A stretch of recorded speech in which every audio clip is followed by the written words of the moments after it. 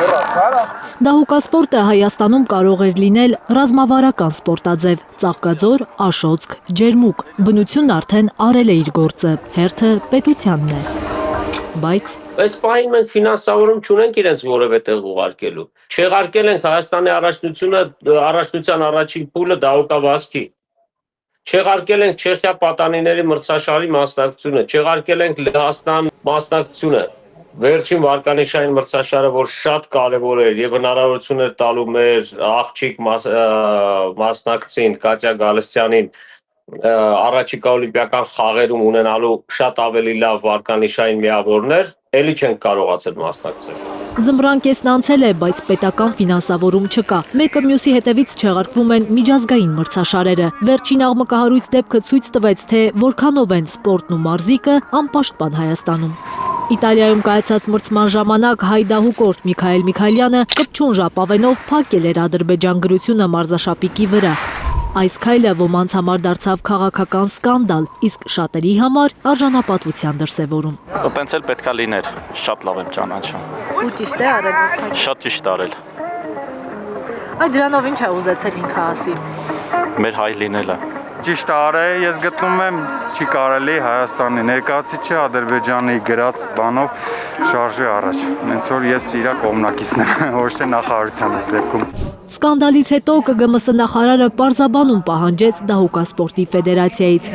Ըստ Ժաննա Անդրեասյանի, սպորտը պետք չէ խառնել քաղաքականությանը։ Դա համբերության վերջին կաթիլն էր։ Դահուկասպորտի ֆեդերացիայի նախագահը հրաժարական տվեց։ Եթե բո մարզիկը քո երկրում չակերտներում ասացա, պաշտպանված չէ։ Կրթության նախարարը մեղադրանքները կեղծ է անվանում։ Նա կարծում է, որ սպորտը երբեք այսքան պետական հոգացություն չի ունեցել, որքան հիմա։ Այս տարի Դահուկային սպորտի ֆեդերացիայի ֆինանսավորումը աճել է շուրջ 18%-ով։ Եվ հետևաբար այս բոլոր խոսակցությունները ուղղակի տեղին չեն համապատասխանում իրականությանը եւ բացահայտում են հավելյալ օրակարգեր, որոնք ամեն ինչի մասին են, բայց ոչ սպորտի։ Դահուկորդները սակայն համոզված են, նախարարությունն անտարբեր է իրենց սպորտի հանդեպ։ Եթե մարզիկները կան, պետք է օգնել անպայման, բայց այն չի մարա նախարարությունը։ Շատ կարևոր է դահուկասպորտը, պետքա զարգանա ինքը։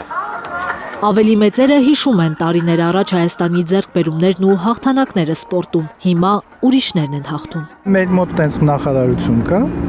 նախարար կա, որ նախարարությունն է խորհրդային տարիներին վրանցիներին ձեռ էին կառնում, ասում էինք լոպազ, տուտուց, ռուսներին ձեռ էին կառնում, ասում էինք ավոսյով ապրող։ Հիմա մենք թքել բոլորին անցել ենք։ Իդեպ մոռացա ասեմ, որ ադրբեջանցիների վրա էլ անեկդոտ էինք պատմում, որ